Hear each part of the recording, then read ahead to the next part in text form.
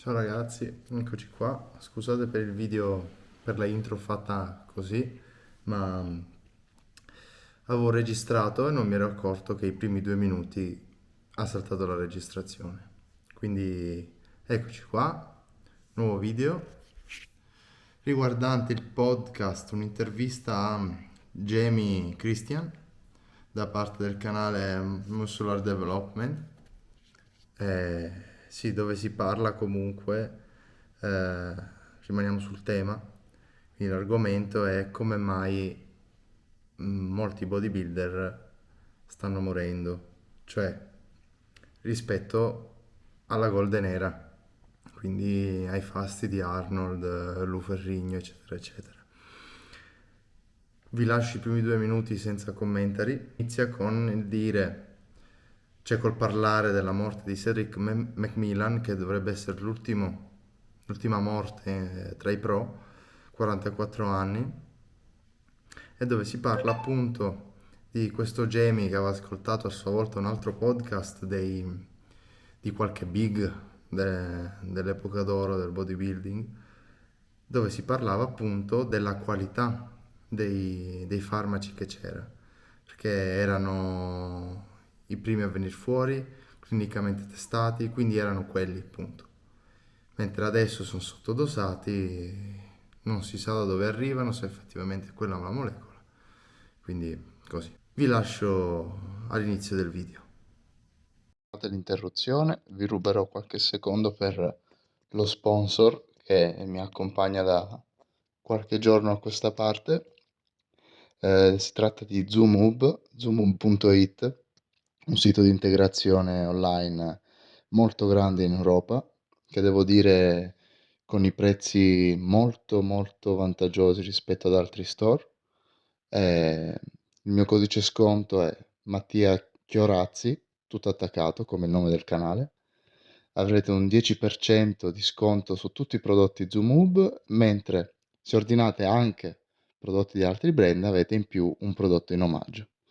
Spero vi possa interessare e questo è tutto ragazzi. Spero possiate trovare quello che vi serve sul sito, anche perché è abbastanza fornito. Buona continuazione del video. What's your feelings? Oh, it's hard to ask this really, but what's your feelings kind of on the deaths? Because I'll be honest, I've been so caught up. We were in Sweden the other week, and I still haven't really, because I've got MD's asked me to write an article on Cedric McMillan. Yeah.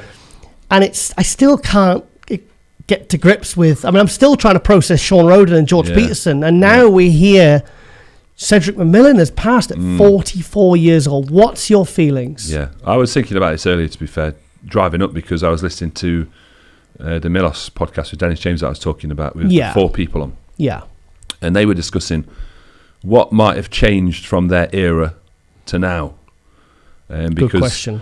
Because a lot of people, well, less people died more frequently in their kind of era than present day. It was like, I mean, there's a couple I can think of, Andres Munzer, Mohammed Benaziz, and then it was like, that was it. It was rare. But I think a lot of those people were, the contributing factor was mainly diuretics, like in prep. Yeah. When there was leaner. Yeah.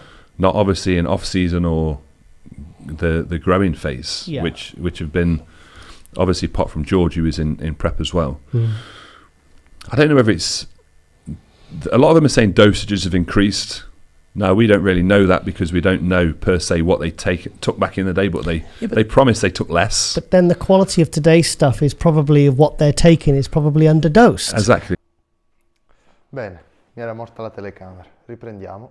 Yeah. So is it kind of, for me, it's relative. Kind of can level out, yeah. Yeah, so I don't know whether you can just say, oh, it's just that. Yeah, but then does it beg the question, is it because what they took in the past was pharmacy grade, clinically made, clinically tested? Good point, yeah. This present day stuff can be made anywhere in someone's kitchen. Yeah, no, that's not even an exaggeration. Yep.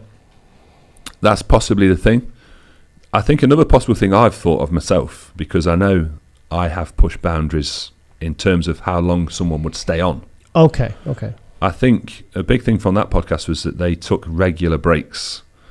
I think the breaks have become more irregular because of the pressures to get bigger. Un'altra cosa importante che qua dice. rispetto a prima è cambiato tanto il timing delle gare, la pressione che c'è nel diventare più grossi. Si sente un peso che bisogna correre perché anche ci sono i social e molti di questi atleti lavorano con la propria immagine. Quindi c'è una corsa ad avere sempre una condizione estrema da social. E ovviamente prima non era così, si prendevano i loro periodi off, periodi in cui molti atleti, anche Kevin LeBron, staccava tutto, non si allenava e poi riprendeva. Quindi davano un po' di tempo per far recuperare al proprio corpo. Invece, come ho detto prima, le gare, continuare a gareggiare, periodi off che si accorciano, puoi parlare anche della TRT, i periodi off praticamente sono quasi spariti nei bodybuilder che gareggiano a livello pro. Because of the pressures to compete at a pro level, unless you are genetically gifted in the sense that you can have time off and still grow. What's your feelings on this? It's just popped into my head. Yeah. There's more, like if you remember, it used to be the Pro Ironman in February, Arnold in March, then it'd be the Night of Champions or New York Pro in May. Yeah. And there was very few shows in between. There were show seasons. Yeah. There was March, May, Olympia in September, post Grand Prix tour, and then after mid-October or late October, that was it until the Ironman in February. Yeah. Do you think now there's shows literally spaced equally almost right through the year? What do you think that's a factor? I think probably so, because for them staying on? That would lead someone to stay on, yes. Right, okay. I think that could be a factor. The longer you stay on these things, the more likely they are to damage your health long term. Yeah. Even if you're getting regular blood work and you're doing what you think is necessary with the health supplements, you guarantee that staying on these long term, they're going to increase the risk of health, right? Let's look at someone like Cedric as well. So Cedric's was always classed as the guy who could have been Mr. Olympia. Yeah. He's got all the gifts, all the tools, but never kind of really met anybody's expectations of himself. So 43-year-old Cedric perhaps saw his physique going a little bit backwards with his health conditions. Maybe, shit, what do I need to do to compete with these younger guys again? Right. Do I need to take more? Do I need to stay on longer? Maybe there's things that we don't even know. It's possible. Because one thing I know about bodybuilding is it's very mental. And nowadays, more so than ever with the social medias and everything like that, a lot of it is in your head. And you're looking at things and you're processing it in your own mind. That will lead you to probably do other things than you perhaps know are logical or correct in terms of what you need to do to get back to your best or surpass your best or be on par with other people. The pressures are real. And I'm not saying there wasn't the pressure in the past, because the quality of the guys in the past were obviously great too. Yeah. I think I don't know whether it's just more talked about now, but I don't remember or I'm not aware of bodybuilders doing that much blood work. I don't know whether they just did it and they just didn't talk about it. Yeah. Because now it seems like, I mean, every bodybuilder I'm talking to now, literally, that I bring it up to, they go, well, of course I do, I get it. Yeah. Some are getting it once every 6 weeks, 3 months, twice. You know, it seems to be like a very, very